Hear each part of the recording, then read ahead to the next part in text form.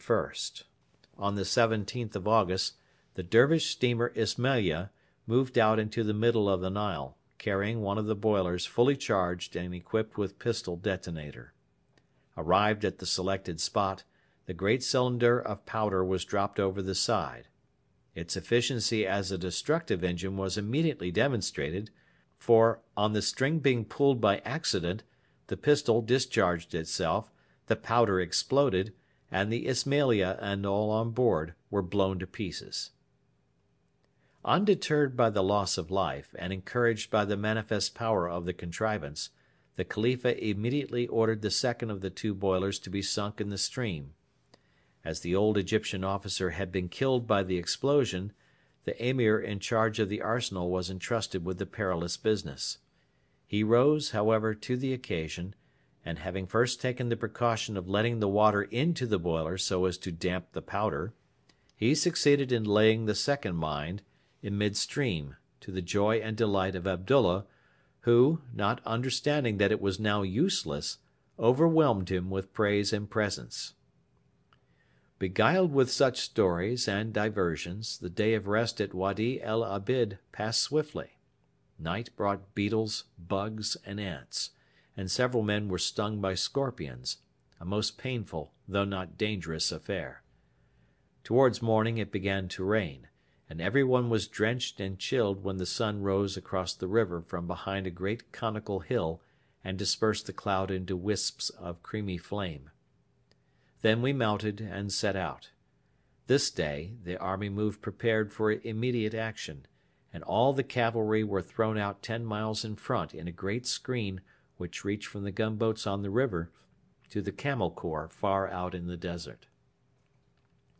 When we had advanced a little further, there arose above the scrub the dark outlines of a rocky peak, the hill of Mera. The whole of the 21st Lancers now concentrated, and, trotting quickly forward, occupied this position, whence a considerable tract of country was visible. We were hardly 25 miles from Khartoum, and of that distance at least 10 miles were displayed. Yet there were no enemy. Had they all fled? Would there be no opposition? Should we find Omdurman deserted or submissive? These were questions which occurred to everyone, and many answered them affirmatively.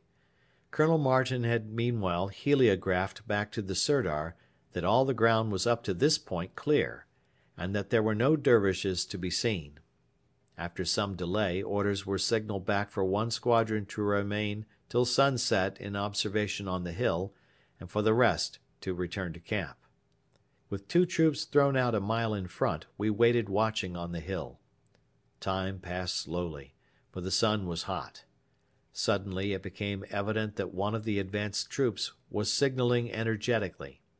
The message was spelt out. The officer with the troop perceived Dervishes in his front. We looked through our glasses. It was true. There, on a white patch of sand, among the bushes of the plain, were a lot of little brown spots, moving slowly across the front of the cavalry outposts towards an Egyptian squadron which was watching far out to the westward. There may have been 70 horsemen altogether. We could not take our eyes off those distant specks we had travelled so far, if possible, to destroy. Presently the Dervish patrol approached our right troop, and apparently came nearer than they imagined, for the officer who commanded, Lieutenant Connolly, opened fire on them with carbines, and we saw them turn and ride back, but without hurrying. The camp to which we returned was a very different place from the one we had left in the morning. Instead of lying along the river bank, it was pitched in the thinner scrub. The bushes had on all sides been cut down, the ground cleared, and an immense oblong zeriba was built, around which the 6 brigades were drawn up, and into which cavalry, guns, and transport were closely packed. Very early next morning the advance was continued. The army paraded by starlight, and with the first streak of the dawn the cavalry were again flung far out in advance. Secure behind the screen of horsemen and camel corps, the infantry advanced in regular array. Up to the 27th of August the force marched by divisions, but on and after the 30th of August the whole force commenced to march in fighting formation. The British division was on the left, the Egyptian army on the right. All the brigades marched in line or in a slight echelon. The flank brigades kept their flank battalions in column or in fours. Other British battalions had 6 companies in the front line, in company columns of fours, and 2 companies in support. The Egyptian brigades usually marched with 3 battalions in the front line and 1 in reserve, each of the 3 in the front having 4 companies in front and 2 in support. The spectacle of the moving army, the Grand Army of the Nile, as it advanced towards its goal was especially wonderful in the clear air of the early morning. A long row of great brown masses of infantry and artillery, with a fringe of cavalry dotting the plain for miles in front, with a camel corps, chocolate-coloured men on cream-coloured camels, stretching into the desert on the right, and the white gunboats stealing silently up the river on the left, scrutinising the banks with their guns, while far in rear the transport trailed away into the mirage, and far in front the field glass disclosed the enemy's patrols. Day after day, and hour after hour, the advance was maintained. Arrived at the camping ground, the zeriba had to be built, and this involved a long afternoon of fatigue.